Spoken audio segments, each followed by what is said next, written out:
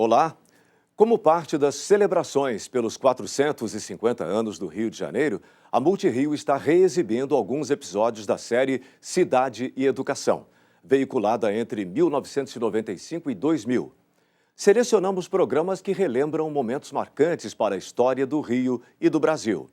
Hoje, vamos recordar o período em que Dom João VI e a corte portuguesa viveram na cidade, entre 1808 e 1821.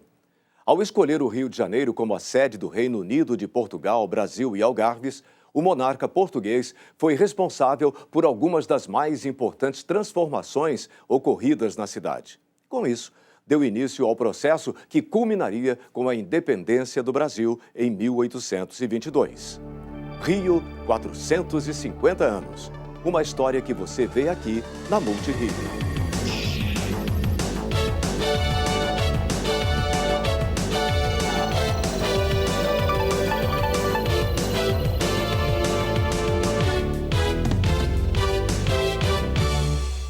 Olá! Em 7 de março de 1808, o Rio de Janeiro tinha uns 50 mil habitantes. Bom, e de uma hora para outra, a cidade viu a sua população aumentar em 15 mil pessoas que aqui chegaram com Dom João, que não era Dom João VI ainda, e a família real. Era a corte portuguesa se instalando no Rio, depois de um estado em Salvador, onde o príncipe regente decretou a abertura dos portos às nações amigas. Na época, o Rio de Janeiro era uma cidade insalubre, ainda não era tão maravilhosa quanto ficou depois, tinha sido erguida em meio a pântanos e alagadiços. Com a vinda da corte, o Rio vai começar então a se redesenhar. Projetos de urbanização são colocados em prática, instala-se a impressão régia e logo surge o primeiro jornal do Brasil, que é a Gazeta do Rio de Janeiro. Fábricas são autorizadas a se estabelecer no país e a cidade vê nascer a Real Academia dos Guarda-Marinhas, que é a atual Escola Naval, num terreno, aliás, do Mosteiro de São Bento, que, aliás, ainda até hoje é assim, né? Dom João funda o Banco do Brasil e também o Jardim Botânico com a sua fábrica de pólvora. Parece que ele adorava a Lagoa Rodrigo de Freitas. Bom, mais tarde, chegam da Europa a missão francesa e a missão científica alemã, e a cidade vai ganhar a Biblioteca Real, que hoje é a Biblioteca Nacional. Ganha também a Escola de Ciências, Artes e Ofícios, que deu origem à Escola Nacional de Belas Artes. E o primeiro teatro da cidade, que é o Teatro São João, que está no lugar do atual Teatro São Caetano. Com Dom João no Brasil, a capital da colônia adquire áreas de capital de um império, o que de fato passou a ser, né? O Rio de Janeiro de Dom João VI é o tema do nosso programa de hoje. Para falar desse assunto, estão em nosso estúdio a historiadora Vera Lúcia Botrel Tostes. Boa tarde, professora. Prazer em vê-la. O professor Afonso Carlos Marques dos Santos, professor, e a arquiteta Raquel Sisson, do Instituto Histórico e Geográfico do Rio de Janeiro. O Museu Histórico Nacional está exibindo obras de arte, documentos, imagens que dão ao visitante uma visão de um importante período da história do Brasil. Vamos ver. Este quadro é de Cândido Portinari. Nele, o pintor retrata a imagem que tinha do desembarque da família real no Brasil. Este e outros quadros integram a exposição Dom João VI, um rei aclamado na América, no Museu Histórico Nacional, próximo à Praça 15. A mostra, que reúne 211 peças brasileiras e 81 portuguesas, é o resultado do convênio firmado entre o Ministério da Cultura e a Comissão Nacional para as Comemorações dos Descobrimentos Portugueses. Na entrada da exposição, o próprio monarca, simbolizado por esta estátua portuguesa, recepciona os visitantes que veem nas pinturas o Rio de Janeiro que Dom João encontrou ao chegar. Este quadro, do colecionador particular e pesquisador Kenneth Light, reproduz a viagem da corte portuguesa ao Brasil. Esse senhor encomendou a um pintor da Academia Real Inglesa que pintasse este quadro para mostrar que tipo de navio era esse, como era, que esquadra veio trazendo a família real. A exposição mostra o rei como estadista e a influência da corte portuguesa nas profundas modificações que ocorreram na cidade e em sua vida política, econômica, social, cultural e intelectual. O segundo núcleo da exposição mostra o governo e convida a uma reflexão sobre as consequências das realizações de Dom João VI. Ele transformou o Brasil em Reino Unido, a Portugal, e criou uma série de instituições, bancos, escolas. Isto tudo fez com que, posteriormente, o Brasil se tornasse independente e se desenvolvesse enquanto nação. O público pode ver quadros e gravuras de Montigny, Pallière, Tonet e Debré, integrantes da missão francesa que veio para o Brasil a pedido de Dom João. Estão em exibição também a maquete do primeiro Banco Brasileiro, que hoje abriga o Centro Cultural Banco do Brasil, o Teatro São João, criado pelo rei, e outras realizações. Outro núcleo da exposição refere-se às transformações sociais. Quando nós falamos em sociedade, dentre outras coisas, nós falamos em família, roupa, né, móveis, objetos de uso cotidiano. E aqui na exposição nós mostramos isso tudo de Dom João. Sua família, seus pais, seus avós, filhos, netos, sua roupa, sua camisola, chapéu, a louça onde ele comia, as cadeiras, móveis do período. Aqui a simbologia do monarca, a cadeira do beijamão, um ritual da corte em que o súdito se ajoelhava, beijava a mão direita do rei, fazia-lhe um pedido ou deixava uma mensagem por escrito. Ao lado, a figura pessoal do soberano, representada pela camisola e objetos pessoais do mais simples de todos os governantes brasileiros. Um dos objetos que mais causa a admiração do público é a réplica da coroa, em prata dourada. A original está no Palácio da Ajuda, em Portugal. Esta exposição abre oficialmente as comemorações dos 500 anos da presença portuguesa no Brasil. Eu queria começar perguntando a vocês a respeito do sucesso do filme Carlota Joaquina, que traz uma imagem péssima de Dom João VI, mas que, mal ou bem, teve o mérito de trazer a história do Brasil e esse período da história do Brasil um pouco ao gosto do público. Independente disso, o senhor estava me contando outro dia que ele não deveria ter sido rei, quer dizer, não era ele, o trono não era destinado a ele. Como é isso? O trono, na verdade, seria do seu irmão. Mais velho? Mais velho, o primogênito, que falece, né? Quando isso? Ele falece ainda jovem, né? Sim. E, portanto, já pegando o Dom João num estado mais maduro da sua existência. Mas eu gostaria de retomar isso que você nos coloca desde o início e que se refere ao filme, né? Eu tenho muito respeito por essas iniciativas novas do cinema brasileiro, por essa retomada do cinema brasileiro e, sem dúvida nenhuma, o trabalho da Carla Camurati é de um enorme esforço para poder retomar a indústria cinematográfica no Brasil. Ela escolhe alguns ângulos interessantes, como o de fazer uma narrativa externa, como se alguém da Inglaterra, melhor da Escócia, estivesse narrando aqueles acontecimentos em torno da Dona Carlota passados aqui nos trópicos. Mas ela perdeu a oportunidade de se encontrar com a Carlota verdadeira, né? Que não era apenas uma mulher ambiciosa, mas que era uma mulher culta, uma mulher inteligente, uma mulher antenada para as transformações políticas do seu tempo, que disputa o poder no seu tempo, que pensou em ser rainha do Prata, né, imperatriz do Prata, e que teve uma correspondência política internacional fabulosa. E a própria figura do Dom João, ela perdeu a oportunidade de narrar um dos grandes feitos da história do Ocidente, que é quando um rei salva a dinastia, salva a Casa de Bragança, mas não apenas a Casa de Bragança para as figuras reais. Ele salva, na verdade, para um projeto político de construção de um grande império na América. Quer dizer, isso é um grande feito de civilização, isso é um grande feito. Ele traz para cá a Biblioteca Real. Ninguém sai corrido de uma invasão estrangeira, né, trazendo uma biblioteca inteira, né, trazendo obras de arte, trazendo mobiliário.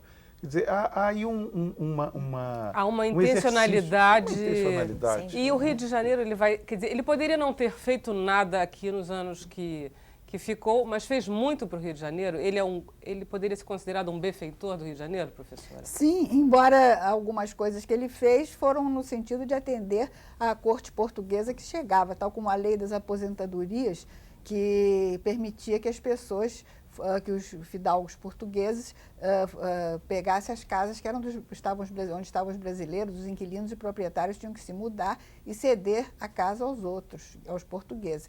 Mas essa lei foi revogada somente em 1818. Mas ele fez muita coisa interessante, sim, porque ele, em primeiro lugar, no que tange aos marcos espaciais representativos do poder, houve uma espécie de escala ascendente que atingiu seu ponto culminante com a vinda de D. João. Por exemplo, o Paço, que era Paço, tinha sido Paço dos governadores, depois Paço dos vice-reis, tornou-se Paço Real, quer dizer, foi o ponto culminante desse tipo de edificação. E ele fez também, ele tinha um gosto pelos sítios pitorescos, pelos arredores da cidade, e ele fez muitas visitas a Paquetá, a gente vai até mostrar a Cruz. Ele teve esse mérito uma inteligência da sensibilidade, uma sensibilidade inteligente, digamos assim. Porque isso era uma coisa rara, quer dizer, uma pessoa se encantar por uma cidade como o Rio de Janeiro, essa coisa mais selvagem, mais tropical, não era do gosto europeu isso?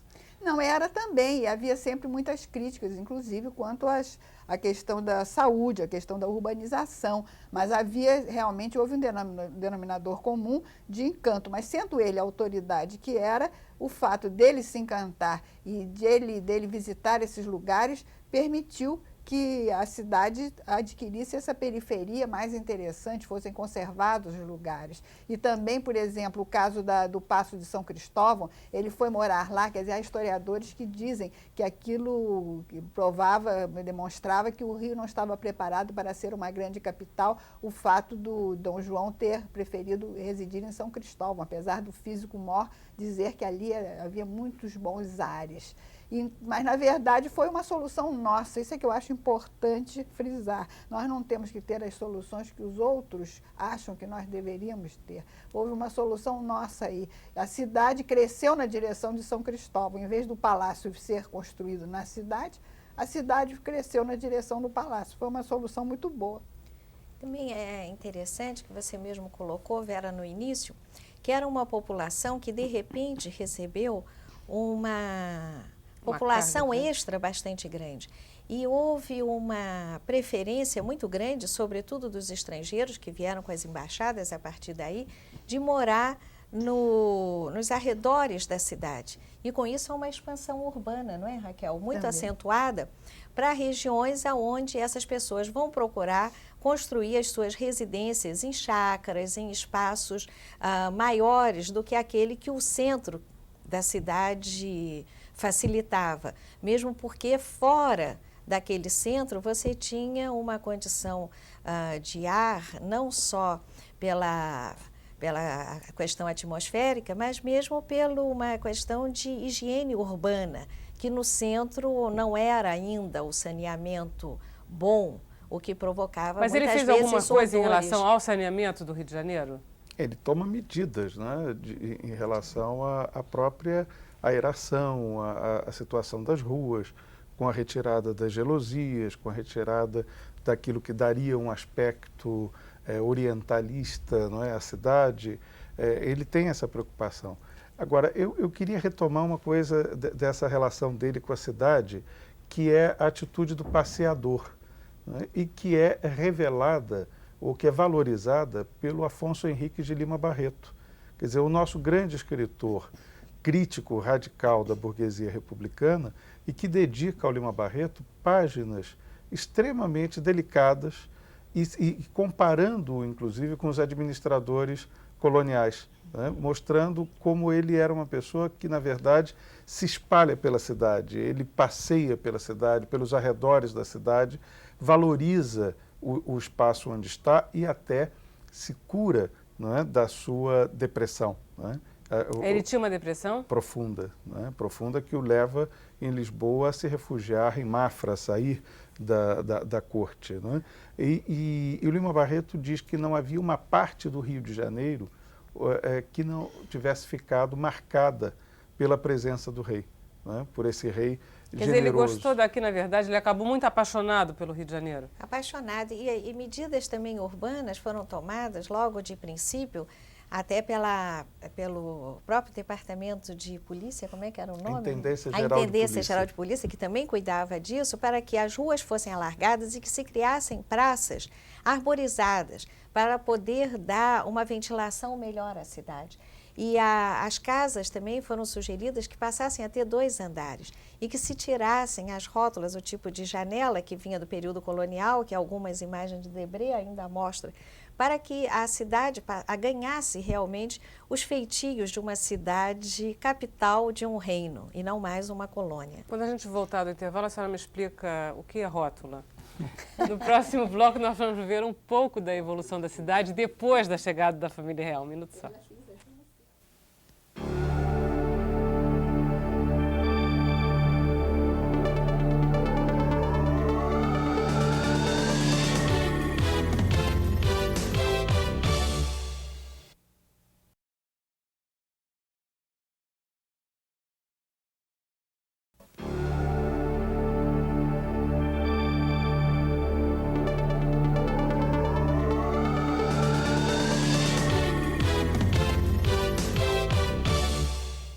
Com a chegada da corte portuguesa no Brasil, o Rio de Janeiro começa a ganhar feições de cidade mesmo.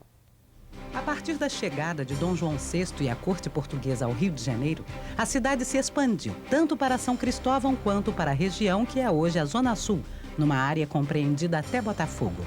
Os nobres acompanharam o rei nessa caminhada para São Cristóvão e passaram a fazer seus palácios lá. A rainha, por sua vez, Dona Carlota, foi morar em Botafogo, portanto arrastou também um monte de gente na direção do que ainda não era nada ocupado, mas fez crescer regiões do Catete, Flamengo e próprio Botafogo. E a cidade cresceu mais um pouco para a Zona Norte, porque o rei precisava de banho de mar com finalidades medicinais. Dom João elegeu o Caju como a sua praia preferida. Ninguém pode imaginar hoje que o Caju foi uma antiga quinta imperial, cheia de palmeiras. E ali tinha a casa de banho de Dom João VI, para onde ele ia e tomava banho de mar. Na Baía de Guanabara, que não era, obviamente, poluída. E a casa existe hoje ainda, é um museu da limpeza urbana, da Conurb, é uma casa linda que vale até a pena visitar. Dom João VI morava em São Cristóvão e despachava no Paço Real, atual Praça 15. Diariamente, ele passava por um local desagradável e pantanoso. Por ordem sua, foram realizadas obras na área. Nasceu assim a Cidade Nova, próximo ao local onde hoje se encontra a Avenida Presidente Vargas. O que a gente chama hoje de Cidade Nova e pensa que é um projeto atual, não. A Cidade Nova, no Estácio, aquela região ali, foi construída naquela época porque fazia parte da passagem do rei. Então, os terrenos foram doados, era um pântano, para que as pessoas construíssem ali suas casas, aterrassem, né? O nosso cais do Porto também é do tempo do rei Dom João. O antigo porto ficava na atual Praça 15, mas foi deslocado para a área onde é atualmente a Avenida Rodrigues Alves. Porque não ficava bem o porto na frente do Palácio Real, que era o nosso Paço Imperial hoje. O porto era um lugar que chegavam navios com escravos, chegavam mercadorias, então era um lugar que a corte não gostava de ver, digamos, atividades que a corte não queria apreciar. E no local considerado na época a zona suburbana, o rei, ainda príncipe regente, criou em 1808 o Real Horto, hoje Instituto de Pesquisas Jardim Botânico do Rio de Janeiro. O jardim era destinado a aclimatar as especiarias vindas das Índias Ocidentais. Dom João ficava encantado com a beleza natural do lugar. Aliás, sua exuberância vem encantando desde então muitos visitantes ilustres, inclusive o cientista Albert Einstein. Maravilha. Linda casa, essa casa de banho do Caju. O que é rótula mesmo? Que a gente estava vendo aquela janela que a gente ia falar. É um tipo de janela, eu não sei se a Raquel gostaria de você. explicar. Você tinha os balcões com as treliças, que é muito conhecido, né? Muito... A gelosia. A gelosia. E tinha as rótulas que eram janelas que você abria para fora, a madeira. Abria e prendia, né? Então, essa madeira ficava direto na rua, atrapalhando as pessoas que passavam. Ora, uma cidade que passa a ser uma cidade mais cosmopolita, com mais pessoas, mais transeuntes, esse tipo de janela incomodava e atrapalhava. Por isso, é recomendado que as casas não tenham mais esse tipo de fachada. Mesmo porque, como eu já disse, foi recomendado que as casas passassem a ter 2 andares e não mais o andar térreo. A grande... Pode falar. É que gelosia também é ciúme, né? É. E então a ideia de proteção do universo feminino em relação à rua. Como foi a reação dos brasileiros que viviam aqui, ou da população local, em relação a essa chegada maciça de 15 mil pessoas? Quer dizer, como é que as pessoas reagiram a isso? Além do põe-se na rua, né? Do PR.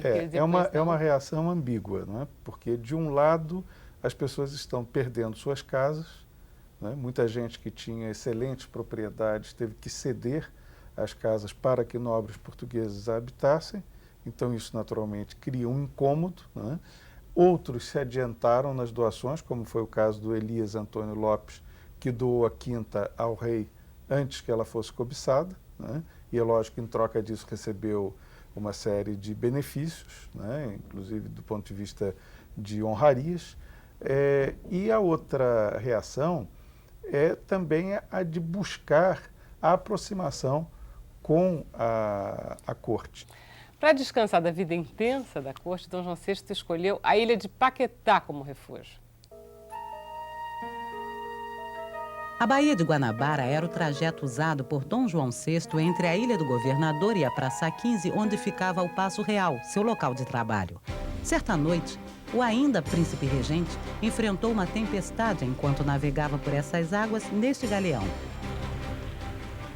O mar não estava calmo assim quando Dom João VI navegava por essas águas em 1809. Para se abrigar da borrasca, Dom João VI chegou à ilha de Paquetá, por acaso.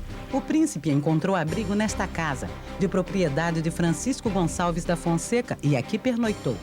Pela manhã, Dom João foi à capela da ilha para assistir a uma missa e foi muito aclamado quando saiu do templo. A partir desse dia, o futuro rei fez de Paquetá o seu recanto para descanso. Neste terreno plantou várias palmeiras. Estas resistem ao tempo. A família real passava longas temporadas em Paquetá durante todo o tempo em que o Brasil foi a sede do Império Português.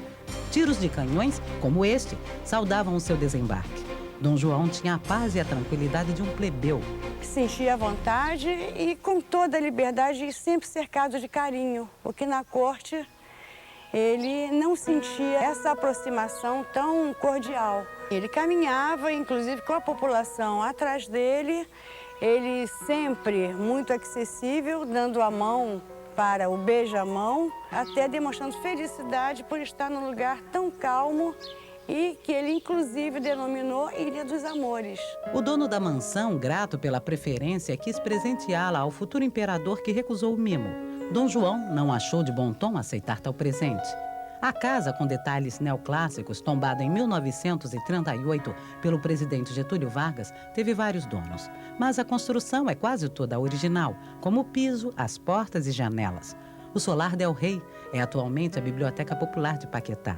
Além da rua que homenageia o príncipe regente, a ilha tem outras marcas de Dom João, como este poço, fechado para evitar acidentes com os alunos desta escola em frente. Aqui ficava a capelinha onde Dom João VI veio rezar logo no dia seguinte em que chegou a Paquetá. Ele tinha problemas de saúde que lhe causavam sangramentos nas pernas. Sempre que vinha à ilha, Dom João banhava suas pernas neste poço. Diz a lenda que ele ficou curado e, em agradecimento, mandou construir esta igreja, a Capela de São Roque.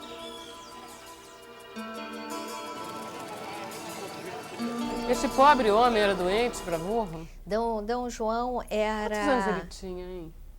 Quando ele estava aqui, mais ou menos, era um homem do quê? De 40 anos? Em torno dessa idade. Mais ou menos. Ele morre um pouco antes de fazer 59 anos. Pouco antes. Ele ia completar 59 anos. Você põe ele era um homem em torno de uns 40, 30 e poucos, né? 30 e muitos anos. Mas o Dom João, ele era um homem realmente frágil de saúde e tinha um problema de pele. Ele tinha uma sensibilidade na pele muito grande, o que dava a ele uma série de efezemas cutâneos. Sempre, desde criança, ele teve essa sensibilidade. Devia ser bastante alérgico. Aqui, com certeza, isso deve ter tido algumas consequências, né? Com o clima mais tropical, mosquitos e essas coisas que existem até hoje, que já existiam na época. Quantos filhos eles tiveram? Quantos filhos Carlota Joaquina e Dom João VI tiveram? E Dom Pedro I é realmente o mais velho? Quantos anos ele tem? São 2 filhos homens, o Pedro I é mais velho, depois as mulheres e Dom Miguel, né? As mulheres são 4 anos. Alguns dos retratos que estão... na parte portuguesa tem os retratos todos dos filhos. já são retratos, inclusive, de infantas que faleceram muito ao nascer, foram pintados pelo que deveriam, como elas teriam sido, não um retrato direto. A gente está chegando ao final do programa Cidade e Educação, que abordou o tema O Rio de Janeiro de Dom João. Gostaria de agradecer muito a presença dos nossos convidados, a diretora do Museu Histórico Nacional, a professora Vera Tostes, o professor Afonso Carlos Marques dos Santos, que é coordenador do Fórum de Ciência e Cultura da UFRJ, a arquiteta Raquel Sisson, do Instituto Histórico e Geográfico Brasileiro. Uma boa semana para todos. Até lá.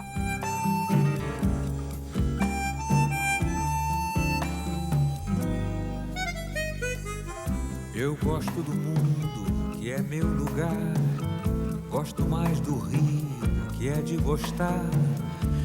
Rio tanta cor, Rio tanto mar. Vou morrer um dia, morrer amando, amando o Rio. Rima com calor, rima com luar.